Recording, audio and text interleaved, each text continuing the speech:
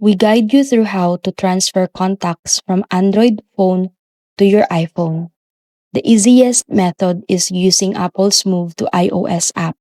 On your iPhone setup screen, choose Move Data from Android.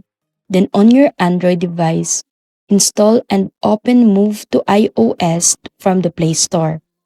Enter the code shown on your iPhone, select Contacts, and start the transfer. If your iPhone is already set up, you can still move contacts by syncing your Google account. Just go to your iPhone settings, Mail, Accounts, then Add Account, then sign in with your Google account and turn on contacts to sync them instantly. After a few seconds, all your Android contacts will appear on your iPhone.